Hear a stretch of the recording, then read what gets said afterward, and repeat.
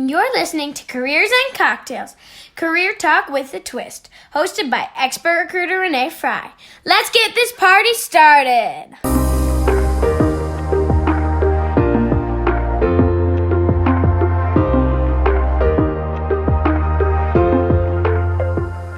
Hey party people, welcome back to Careers and Cocktails. Today we are making a whiskey sour, and later we are zooming in with Lexie Janson, and she is overseas, so it's going to be a great conversation with her. But she is challenging me today because we've got some egg white in this whiskey sour, and this is the first time I've ever made this, so we'll see how it goes. What the ingredients are is 2 ounces of bourbon, 3/4 ounce fresh lemon juice, 1/2 ounce simple syrup, 1/2 ounce egg white, and a few splashes of Angostura bitters. Hopefully I'm pronouncing that right. Yes, I'm a total rookie. Forgive me. But what we're going to do, so we're going to take the bourbon, and we are using the lovely Woodford Reserve, 2 ounces of bourbon, and we are pouring that into... Let's see, I got to get my ounces right on my measuring cup. The ounces are on the side, the cups are on the other side, and the tablespoons are in the top. So here's the bourbon, and I already have the simple syrup 1/2 ounce in here as well. So I'm putting the bourbon with the simple syrup right into my cocktail stainless steel shaker, and then the lemon juice. We are taking 3/4 ounce fresh lemon juice. Yum, yum, yum. I love the smell of lemon.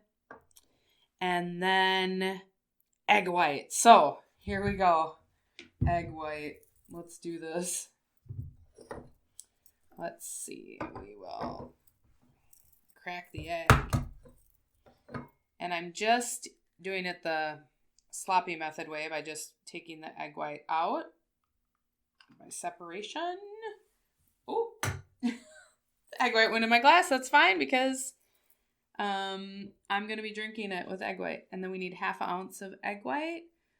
So I'm measuring it, pouring it into, ooh, it's really like, that's kind of tricky. Ooh, there's 1/2 ounce. Perfect. 1/2 ounce left in my cup. Throwing that in. And today we're doing a dry shake. So normally when you put ice in a cocktail shaker, there's a specific reason for ice. It's meant to dilute your drink by like 30%. But this is a dry shake. So this might be, I'm assuming, really spirit forward. So we'll take a see, because I've never done a dry shake cocktail yet. So I'm shaking it. It says shake vigorously. And it's going to be frothy, I'm assuming. And then we have our cocktail glass here with ice. We are going to strain it. Yep, there's a little froth. And I'm never scared of drinking with egg white because one of my most favorite cocktails is an Oliveto that has egg white, and it is blow your mind. And then a few splashes of bitters. 1, 2, 3. Okay. And I'm going to just stir it real quick so that the bitters mixes in with the rest of the ingredients. We're going to taste it. Oh, that's awesome. Super good. So we're going to zoom in with Lexie and we'll be back shortly. Welcome everybody to Careers and Cocktails, and I am thrilled because we are zooming in with Lexie Janson, and she is sitting in Germany all the way across the pond, and I'm going to share a little bit about this amazing individual. So she's 27 years old, and wait till you hear what she's accomplished in her life. She's a programmer, a web developer, photographer, videographer, and drone racing pilot. Sounds like a lot, but all of this combined allows Lexie to travel the world and have fun while she's sustaining herself on a pretty nice level. The things Lexie is doing now didn't exist when she was in school, and some of them emerged when she was in the university. She finished university as an engineer, architect, but during her last year, she was told by one of the professors that the future of the work in her field is not necessarily bright. Therefore, she moved towards programming and went through every single free and recommended course on Python. After presenting her thesis, she found a well-paid remote job in programming. And that's where the magic started. She became a public speaker for women in STEM and programming, later followed by women in drones as well. She had the chance to pursue her other hobby, which was connected with videography, photography, and drones, thanks to her remote half-time programming job. Nowadays, Lexie is the owner of social media platforms connected with May on High. Am I pronouncing that right? Yep, it's my on High. My on High, a drone racing pilot traveling the world and content creator, having fun with life and grabbing every opportunity. So welcome, Lexie. Hello. So good to see you again. So funny story, my family, me, my husband, and my two daughters traveled to Paris. We took the high-speed train through Belgium and went to Holland. And I own a Tesla Model S. And there is a Facebook group called Tesla Divas that I'm a part of. And there is a Tesla Divas European group. Well, I posted on there because I post a Friday cocktail post every Friday. And I said, we're so excited. We're going to Paris, and told everyone all about my trip. And a gal named Esther reached out and she said, hey, we're having a meetup on this day. Are you going to be in the Netherlands at this time? We're going to a castle, and I can reach out to see if some people will transport you to and from. Well, Lexie picked up me and my two daughters and drove us to the castle for the meetup. And it was awesome. And so we got to talk the entire time, and I just adore her and the things that she's doing. So Thank you. yeah, I'm all about empowered women empowering other women, and you certainly are one of those people, Lexie. I'm doing my best, trying, So tell us, and we got to step back because we already made our cocktail since we're Zooming. It's a whiskey sour. Yes, it's a whiskey sour. You actually, you know what? I always just order them at bars.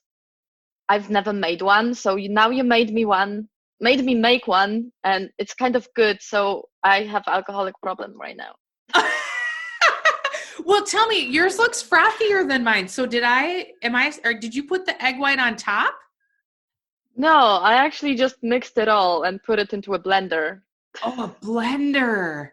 Yeah, it turned out that I'm kind of moving and I couldn't find the shaker. So the website said that you can also use a blender. And I was like, oh yeah, I have a blender. Oh, but cool. I had to wait for it to actually just change colors, because at first it was super white and I was like, that does not look good. Okay. Well, now it looks good. So it's cool. What can we celebrate for you this week? I actually started cooperation with a company that's doing drone racing, and I will be their content creator. Wow. And cheers. Social media marketing manager. Yay. So you're combining your drone racing and your content create. That's fantastic. And I will be paid to do it. I know, right? Right? So tell us about that. You have such a diverse, interesting background. Drone racer, software developer, YouTuber, entrepreneur. Take us on your journey. Oh my God. It's always like you have a lot of ideas in your mind. Like my sister, she says that she doesn't know what to do with her life. And I was always like, oh, I want to be an architect. I want to be an archaeologist. I want to be a programmer. I want to be this, and that. And my sister was always like, you will never do any of this. And I was like, I will, watch me. And now all of a sudden I'm a programmer and YouTuber and everything. And it kind of went downhill at one point. Because at some point it started to be a lot of stuff, and thanks to my work and the fact that I'm working just half time, I'm actually able to do all of the public speaking, all of the workshops and all of this content creation. I'm actually cooperating with 2 companies connected with Tesla, and I'm making videos for them. Yes. So yes, it's Evanex and Dreamcase. Cheers to that. Also, cheers to that. So tell me, how did you get into public speaking? Well, for being honest, I was first a teacher of programming for primary school, middle school, and high school. And this is when I had like the biggest lesson of my life, in which it turned out that I should be doing lessons only with the girls group and only with the boys group, instead of doing them mixed, even though I thought that it's really stupid to do so. And it turned out that girls are being raised kind of differently. And even girls that were on my lessons have been telling me that, yeah, but my mom told me that programming is not for me. Oh, man. And I couldn't find any scientist woman except Maria Skłodowska-Curie. And I thought, well, she's not wrong. I don't learn about any woman in science. I actually, throughout this time, found a daily information about women in science, technology, and all the other things, which was really cool. But at the same time, I thought, why don't they teach about it at schools? Mm-hmm. And every time you have like programming classes, there is a happy boy in front of computer on the whole poster. What message does it send? It's like, hey, you know what? You can be a drone racing pilot. And then you go to drone racing event and you see 40 guys and you think, no, I can't. So this is the moment when I realized that it's worse to say and better to show. And I thought, okay, if I will start talking about programming on like conferences, expos, and so on, then they will see that there is a girl doing it. And that's the point. So I started talking for little events like Geekers Carrots or Women in Technology. And one day I got invited for a hacker space, which is mostly connected with guys, but I had like 5 girls in my audience for drones, and the guy from the hackerspace said that that was the most girls he has seen in his life. Oh my gosh. Yeah, that was kind of scary. But it was really nice. And since then I thought, okay, so now the drones. And I was the only girl back in 2014 in my country that was actually doing drones. And I thought, okay, so now if I will go to public speaking and talk about drones, then I will show that girls do it too. And this is how it started. I did it mostly to show other girls that they can do it. And I wasn't really speaking like, hey, girls, you need to do drones. I was mostly saying, hey, girls, you know what? You can do whatever you want. Have fun with that. And that was actually working. I'm getting a lot of emails and messages from girls that are saying, hey, I'm not doing really drones, but I've heard that you are doing programming, and it kind of inspired me. And I started doing this, and that, and I just got my first work. And I was like, yes, success. So that's what actually was keeping me in it, because I was like, okay, if I will just push myself and do it, even though I was having social anxiety all over the place, it's sometimes scary to stand on a scene and be like, okay, there's like a lot of people looking at me and I need to say something smart. Well, you're very smart. So you said a lot there, and I love the fact that you are showing females that they can do anything, because we really can. We can. But knowing that you are in a heavily male populated industries, yeah, you know, how do you keep moving forward and taking that step forward and putting yourself out there in those situations? I think it's mostly about credibility. I remember when I started, I was getting way more mean comments towards me. Although at the same time, it still happens. Like not so long ago, I think 1.5 years ago, I was on drone racing event. There was just one girl, me, yay. And there is a guy coming from TV, and he's with live camera, live everything. And he comes to me with microphone. So I'll get this. That's my microphone. And he's like, hey, so you're a girl. Oh, I'm like, yeah, good eye. yeah. Like, what am I supposed to do? Like, really, like, yes. You know, there was another guy also, like, with a live camera too in Switzerland, and he was really like that was the worst moment of my life. That was probably on every drone group after this for like weeks. So the guy comes to me with a live camera and he's like, so can you tell me something about the track? What do you think about it? And I'm saying like, oh yeah, it's really technical and really small place. So it's really tight to fly. And he's taking the microphone from me and he's like, no, but as a woman. Oh my goodness. And you can see me on the live camera doing. And the guy's behind me in the background doing. Yeah. And I just look at this guy and I'm like, dude, you know that for drones, we just use our hands, right? And girls and boys have hands. And it's kind of, like similar feeling. And boys and girls can do the same things. Like the last time I checked, the only thing that guy couldn't do was give birth. And the only thing that girl couldn't do was to, impregnate another woman. So it's kind of, not walking the way you think, but ask the guys, how's the track, as a man. I love it. Good for you. And he was just standing there with this microphone and going. So I think a couple of those situations also gave me my credibility, because then that was all over social media pages and all the Facebook groups saying, well, Lexie most probably killed the guy. Oh my God. Well, Lexie, you are such an inspiration. I can't imagine how many females you inspire. I mean, really, seriously, you're a pioneer, like a trailblazer, because you're doing it and you're showing other women that they can do anything and we can do anything. So I'm giddy by your pursuit and your fortitude and tenacity. I just love it.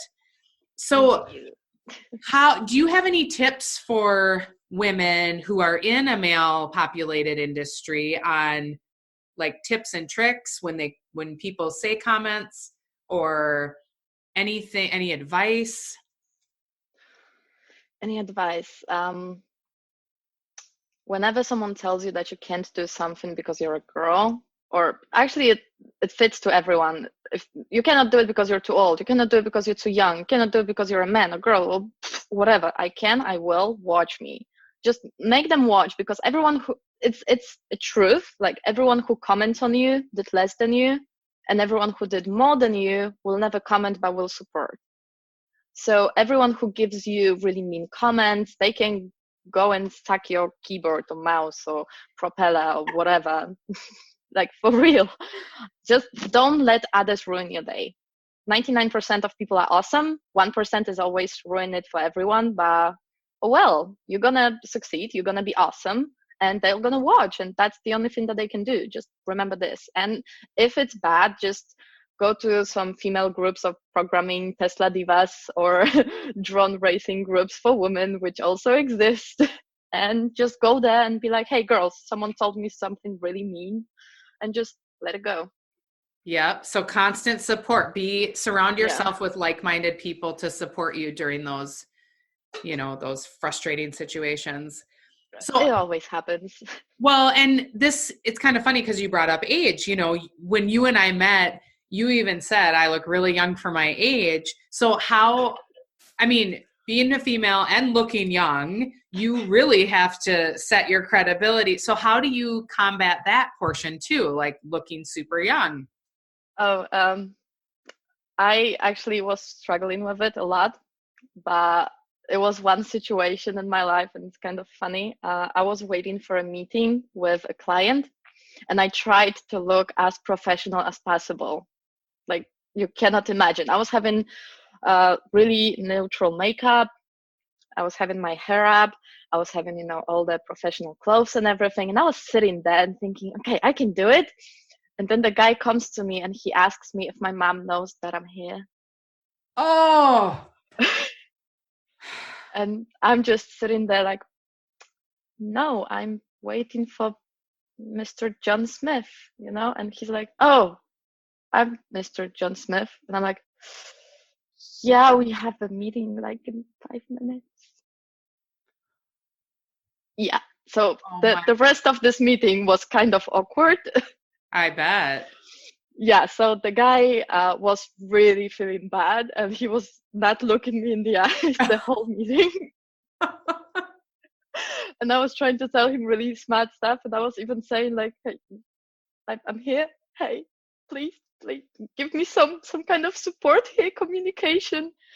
And since then, I have decided. I told my boss that next time I'm gonna come like a kid. And since then, I'm wearing kind of like we met. I'm wearing this really high-waisted small skirt and everything, and I look like a kid. So I'm kind of showing up that, hey, you know what? I look like a kid, and I'm fine with it. So that's kind of working better because since then, no one really asked me if I'm waiting for my mom. So maybe now everyone thinks that I want to look like a kid. I don't know. It's weird, but that was the moment when I was like, okay, that's not good. Right. Also, it happened once on one of my workshops. I was in high school, and the guys thought that I also lost my way, and I was from like middle school or something like this. And I said no, I'm your teacher. So next time, I actually came in like Lolita dress with a really huge lollipop. And I didn't know that the parents were on this workshop too, so I kind of failed. Oh my gosh! I was even having my hair like this. No. Pigtails. And I was with this huge lollipop in my hand, and I came there and I was like, so since last time you said that I'm a kid, I'm gonna be talking the entire lesson just like that. And if you're gonna be talking or laughing, I'm gonna make you lick my lollipop. Oh my gosh, you are so like sarcastic. I love it. You own it. So you should see the parents. Yeah, tell and me. Then my face when I realized that there's like kind of more people than I thought there would be. Oh my god, that is so funny. That is so funny. I love it.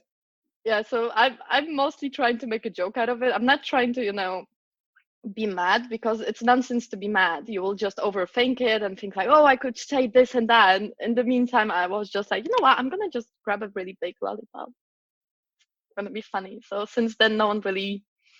Those high school guys were just silent. I'm fine with that. Well, and you do it very good. I love the voice that you do as a child. It's amazing.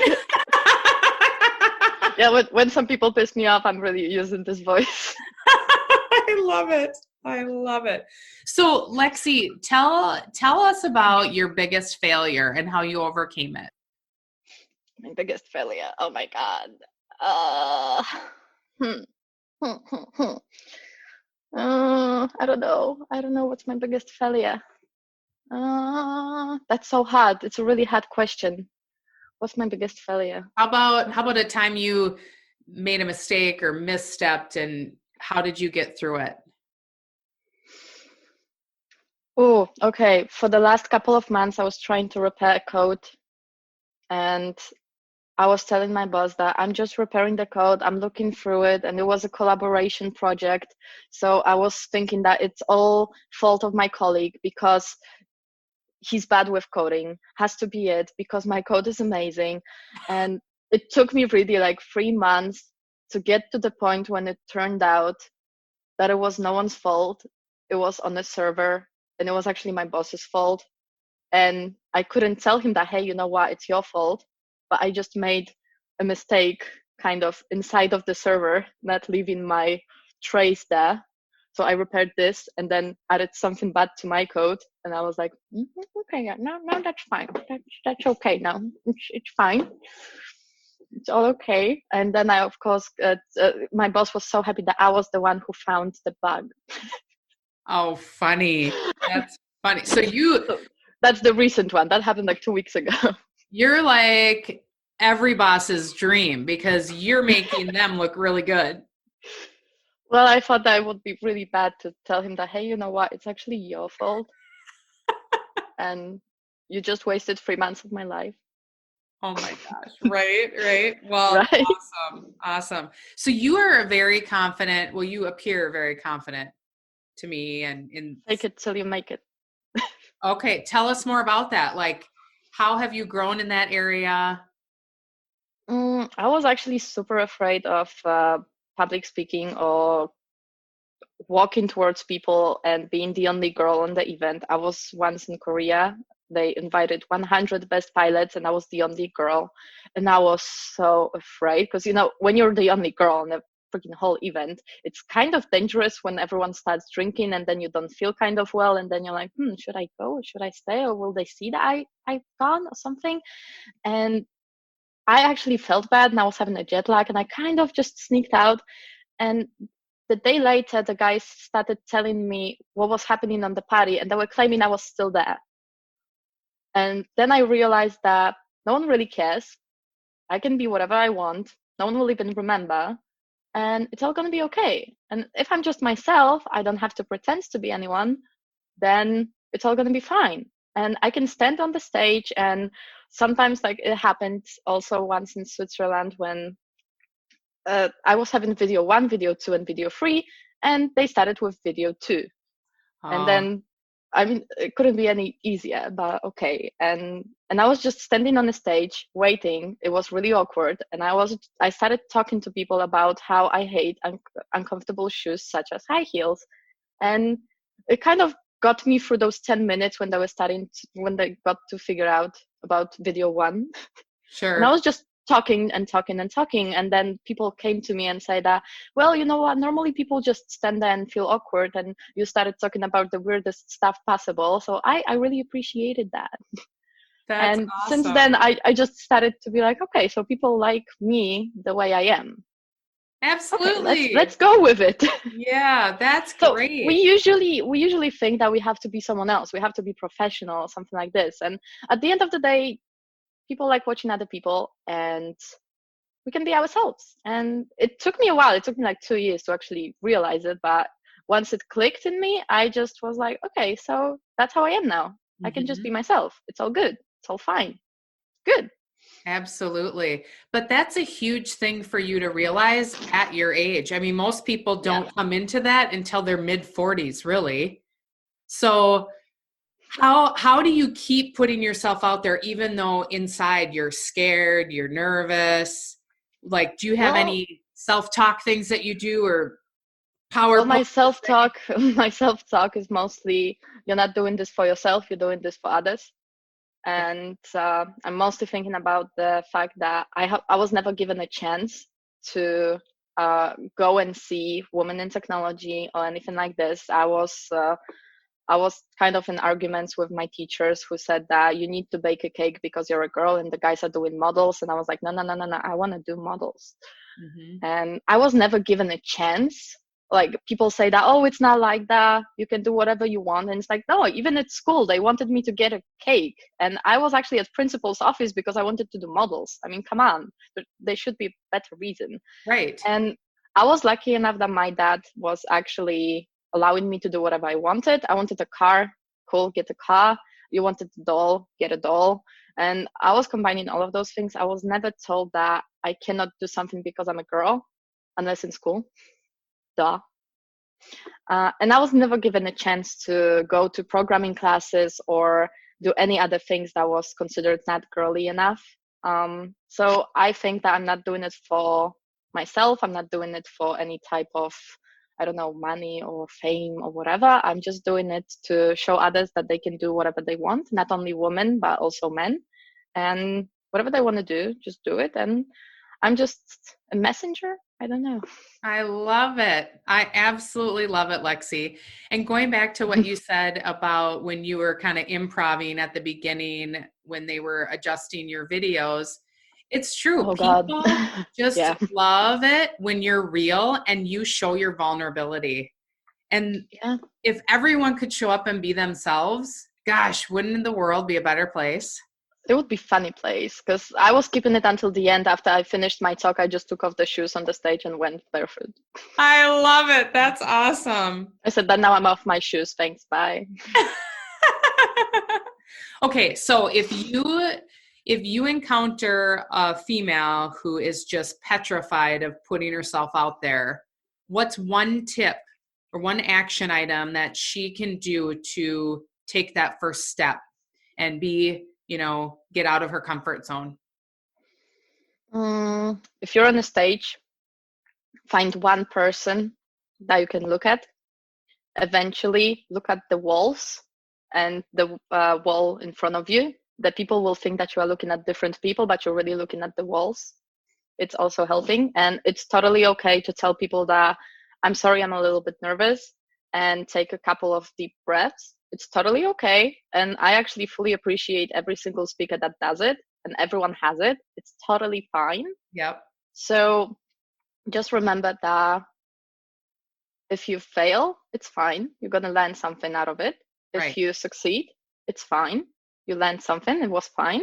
And every single experience we make is also a plus. So it's all okay. And everyone fails sometimes. Everyone falls Absolutely. off the stage sometimes. Everyone decides that the shoes are uncomfortable and just decides to stand there because the foot hurts. Absolutely. Well, and it's just all about getting back up and continuing on. Like I never see Yeah. failure as failure. It's always just a learning moment. And then you learn more about yourself as well, which I think self-discovery is amazing. And, Yes. you know, I'm trying. This Oh, go ahead. this year, my new go-to statement is, I'm brave enough to suck at something new. Oh, I love that. I absolutely love that. I absolutely love it. So what's the best advice you can give our listeners, Lexie? I mean, you could talk all day and give out tons of value bombs, but what's one piece of advice you'd like to share?